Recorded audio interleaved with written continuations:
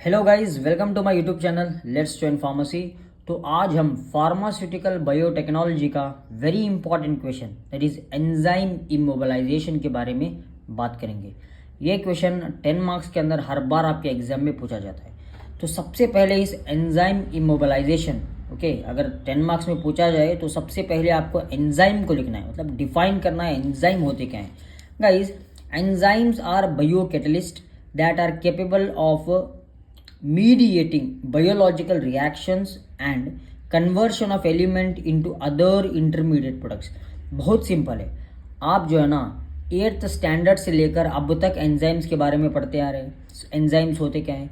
Enzymes का role, they act as a bio catalyst, मतलब इनका कैटेलिटिक का रोल रहता है। क्या रहता है? कैटेलिटिक। अभी कैटेलिटिक होते क्या है गाइस? ये ब्रेक डाउन करते हैं। देखिए फॉर एग्जाम्पल, ये हमारा है फूड मॉलिक्यूल। ठीक, जब ये हमारे स्टमक के अंदर चले जाएगा, ठीक, स्टमक के अंदर वहाँ क्या होगा? ब्रेक डाउन होगा। ये ब्रेक डाउन किसके ज़रिए हो रहा है? Due to the enzymes. Enzymes के ज़रिए से, एंजाइम के हेल्प से ब्रेक डाउन हो रहा है। इसी ब्रेक डाउन को हम क्या कहेंगे? Catalytic action. ठीक, समझ रहे हो ना? इतना ही। इसीलिए एंजाइम जो है ये बायो कैटलिस्ट है, जो कैपेबल करते हैं, मीडिएट करते हैं बायोलॉजिकल रिएक्शंस को और कन्वर्ट करते हैं किसको? एक एलिमेंट को into another intermediate products. Simple. अगर एंजाइम ना होते तो हमारे बॉडी के अंदर आप किसी भी ड्रग को दे दो, वो मेडिसिन काम नहीं करेगी। आप पैरास्टामोल को ले लीजिए जो अक्सर चलती है, ओके, वही पैरास्टामोल अगर एंजाइम नहीं रहा तो वही पैरास्टामोल काम नहीं दिखाएगी। हाँ, बिल्कुल काम नहीं दिखाएगी, क्योंकि एंजाइम तो नहीं है ना। एंजाइम का रोल वेरी इंपॉर्टेंट है। अगर वो ब्रेक डाउन करेगी तभी तो जाके वो काम दिखाएगी। ठीक। Enzyme immobilisation is defined as restriction or prevention of the movement or motility of the enzyme in a fixed space. Immobilisation का मतलब क्या? मतलब रेस्ट्रिक्ट कर देना, मूवमेंट को स्टॉप कर देना, इतना ही। यहाँ क्या हो रहा है? एंजाइम इमोबिलाइजेशन के अंदर ये रेस्ट्रिक्ट हो रहा है, मतलब प्रिवेंट हो रहा है मूवमेंट ऑफ द एंजाइम। ठीक, इसी को हम क्या कहते हैं? Enzyme immobilisation. तो इस एंजाइम इमोबिलाइजेशन का इंपॉर्टेंट क्या है, मतलब किस लिए एंजाइम इमोबिलाइजेशन किया जाता है? गाइज एक बात याद रखिए आप, एंजाइम इमोबिलाइजेशन करने से हम जो है ना उस एंजाइम को अगेन एंड अगेन इस्तेमाल कर सकते हैं, मतलब उसका रीयूज हो सकता है। ये बहुत ही इंपॉर्टेंट मेजर एडवांटेज है इसका एंजाइम इमोबिलाइजेशन का। ओके, अभी देखिए फॉर एग्जांपल, हम पानी को क्यों स्टोर करके रखते हैं? जब ज़रूरत पड़ेगी तब हम उसका इस्तेमाल कर सकें। ठीक है, ऑलरेडी हमारे पास पानी है, मौजूद है, तो हम क्यों उसको ज़ाया होने देंगे? उसको वेस्ट होने तो नहीं देंगे ना। हम क्या करेंगे? स्टोर करके रखेंगे। जब हम स्टोर करेंगे ना, हाँ, वो जब हमें ज़रूरत पड़ेगी तब उसको निकाल के हम इस्तेमाल करेंगे। इसी तरीके से एंजाइम की जब ज़रूरत नहीं रहती उसको इमोबिलाइज बनाया जाएगा। जब ज़रूरत रहती उसको फिर से जो है ना हम क्या करेंगे? इमोबिलाइजेशन से फिर मूवमेंट को जैसे था वैसे कन्वर्ट कर देंगे। ठीक, बस इतना आपको याद रखना है। एडवांटेजेस की बात करें तो guys, immobilised enzymes are more stable and efficient in function. These can be reused again and again. ठीक, control of enzyme function is very easy, मतलब बहुत आसान तरीके से हम कंट्रोल कर सकते हैं एंजाइम के फंक्शन को। These are suitable for industrial and medical use. बड़े बड़े इंडस्ट्री के अंदर, फूड इंडस्ट्री के अंदर हो या मेडिसिन इंडस्ट्री के अंदर हो, टेक्सटाइल इंडस्ट्रीज के अंदर हो, इस एंजाइम इमोबिलाइजेशन का इस्तेमाल बहुत ही अद्भुत तरीके से होता है। नेक्स्ट देखते हैं disadvantages. During immobilisation the possibility of loss of the biological activity is more. Immobilisation के अंदर होता क्या है गाइस? बायोलॉजिकल एक्टिविटी का लॉस होना एक मेजर डिसएडवांटेज है। देन ये जो है ना एक्सपेंसिव टेक्निक है। Immobilisation is an expensive technique. Methods of immobilisation की बात करें तो चंद मेथड्स है, that is the commonly employed techniques for enzyme immobilisation are adsorption method, covalent bonding, cross linking, entrapment and micro encapsulation. तो one by one इस method को देखते हैं, जो कि हर बार एग्जाम में पूछा जाता है। यही मेथड पर आपको मार्क्स मिलने वाले हैं। तो सबसे पहले देखते हैं एड्सॉर्प्शन। गाइस दो फंडा होता है, एक है हमारा एड्सॉर्प्शन, एक है अब्जॉर्प्शन। देखिए ये फॉर एग्जांपल ये है हमारा एक एंजाइम का लेयर। जब हमारा एंजाइम अंदर चले जाएंगे उसको हम क्या कहेंगे? अब्जॉर्प्शन कहेंगे। क्या कहेंगे, अब्जॉर्प्शन कहेंगे। जब एंजाइम ऊपर ही एक्ट करेंगे तो उसको हम क्या कहेंगे, एडजॉर्प्शन। क्या कहेंगे, एडजॉर्प्शन। इतना आपको समझना है। जब एंजाइम ऊपर ही ऐड करेंगे, लेयर के ऊपर ही, तब उसको एडजॉर्प्शन कहा जाएगा। जब अंदर चले जाएंगे उसको हम क्या कहेंगे, अब्जॉर्प्शन कहेंगे। ठीक, तो ये है हमारा adsorption. Adsorption involve the physical binding of enzymes on the surface of the inner support. ठीक है, ये है हमारा इनर सपोर्ट। ठीक, ये सपोर्ट है। ये इनर सपोर्ट चंद केमिकल से बने रहते हैं, मैं बताता हूँ आपको। ठीक, ये इनर सपोर्ट मतलब देखिए, enzyme enzyme enzyme enzyme, inner support क्या करते हैं, इनके आउटर सरफेस के ऊपर एंजाइम लगे हुए हैं। ठीक, मतलब सरफेस के ऊपर एंजाइम लगे हुए। तो सपोर्ट मटेरियल में भी इनऑर्गेनिक, वो सपोर्ट मटेरियल हमारे इनऑर्गेनिक हो सकता है, जैसे कि alumina, silica gel, calcium phosphate jail.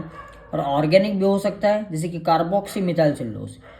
Adsorption of enzymes molecules involves weak forces and hydrogen bonding. मतलब इनका एड्जॉर्प्शन जो ना, ये एड्जॉर्प्शन वीक फोर्सेस से बना हुआ रहता है। यहाँ जो आपको दिख रहा है ना एड्जॉर्प्शन, हाँ, ये एंजाइम के एड्जॉर्प्शन सपोर्ट के ऊपर, ठीक, वीक फोर्सेस से इनका एड्जॉर्प्शन रहता है। तो हम आसानी से इन फोर्सेस को हटा के उस बॉन्ड को तोड़ सकते हैं। समझ रहे हो ना। Next one is therefore the adsorption enzyme can be easily removed by minor change in the pH, ionic strength और temperature। बस थोड़ा बहुत अगर हम pH चेंज कर देंगे तो ionic strength को चेंज कर देंगे तो क्या होगा गाइस, वो जो है ना, ये जो अटैचमेंट दिख रहा है उस अटैचमेंट को हम ब्रेक कर सकते हैं। This is an advantage of industrial use of the enzyme.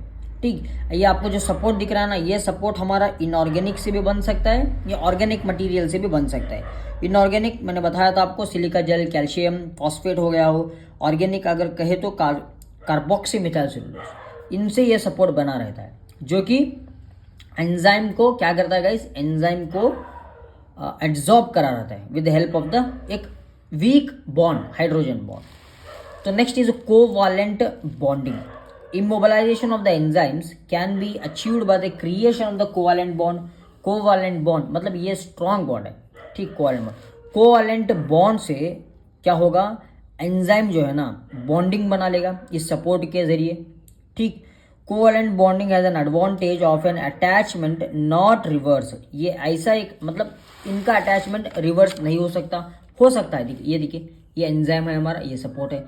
ये क्या है, covalent bond between enzyme and support. ये एंजाइम है, ये सपोर्ट है, ये हमारा कोवालेंट बॉन्ड है जो जोड़ रहा है एंजाइम को और सपोर्ट को। ठीक, ये हम रिवर्स मतलब करना मुश्किल है, हम पीएच चेंज से या आयोनिक स्ट्रेंथ से या टेम्परेचर से। ओके, हम पीएच तो नहीं चेंज कर, मतलब हम इनका बॉन्ड तो नहीं हटा सकते। हाँ, लेकिन the active site of an enzyme, ठीक है, द एक्टिव साइट जो है ना, the active site of an enzyme may be blocked. Active site block करके through chemical reaction and the enzyme rendered inactive. उस एंजाइम को हम इनएक्टिव कर सकते हैं किस तरीके से, एक्टिव साइट को ब्लॉक करके। ठीक, एंजाइम को इनएक्टिव कर सकते हैं। ठीक है, ये हमारा है एक figure. Next is cross linking. Cross linking मतलब लिंक करना, एंजाइम को क्रॉस लिंक करना। नाम के अंदर ही बता रहा है गाइस, एंजाइम को क्या करेंगे, लिंक करेंगे, क्रॉस लिंक करेंगे, एक एंजाइम दूसरे एंजाइम से जोड़ेंगे।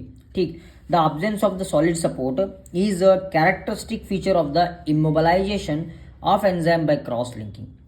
The enzyme molecules are immobilized by creating the cross linking between them through the involvement of the polyfunctional reagent।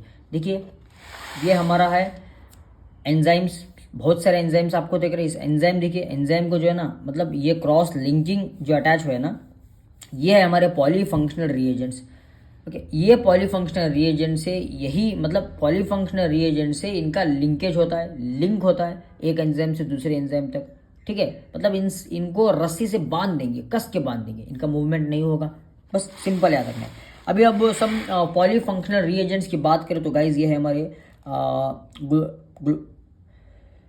ग्लूटाल्डिहाइड और डायअज़ोबेंजीनिडिन। ये हमारे दो most commonly used polyfunctional reagent है जो यहाँ काम आते हैं हमारे क्रॉस लिंक में। Next is entrapment. एंट्रैप नाम ही बता रहा है हमारा, ट्रैप करना। Enzymes can be immobilised by physical entrapment inside a polymer or a gel matrix. Polymer या जेल मैट्रिक्स से एंट्रैप होना, ये देखिए, ये हमारा पॉलीमर जेल में, मतलब ये एक फिगर है जो जेल से बना हुआ है, इसके अंदर जो है ना हमारा एंजाइम्स एंट्रैप्ड है। This technique is also known as the lattice entrapment. देखिए इसे हम क्या कहते हैं, लैटिस एंट्रैपमेंट में कहते हैं गाइस, क्योंकि ये जो आपको दिख रहा है ना एंजाइम्स, इनका एंट्रैप हो चुका है, मतलब ये ब्लॉक हो चुके हैं, मतलब ये एक जेल के अंदर बंद हो चुके हैं, ट्रैप हो चुके हैं। ठीक, जब बंद होंगे तो इमोबलाइज, मतलब कोई हरकत नहीं, एक्टिविटी नहीं इनकी। Applications used in the industrial production of antibiotics, amino acid, used in the diagnosis and treatment of many diseases, used in food industries, used in textile industries, used in treatment of the sewage, garbage and detergent industries। ये सारी uses है। अगर आप चाहो तो दूसरे uses भी लिख सकते हो, use in medical purposes, diagnosis etcetera etcetera. बहुत सारे यूजेस है ये हमारे एंजाइम इमोबिलाइजेशन के, बहुत सारे यूजेस है। आप किसी भी यूजेस को लिख दो तो वो सही हो जाएगा।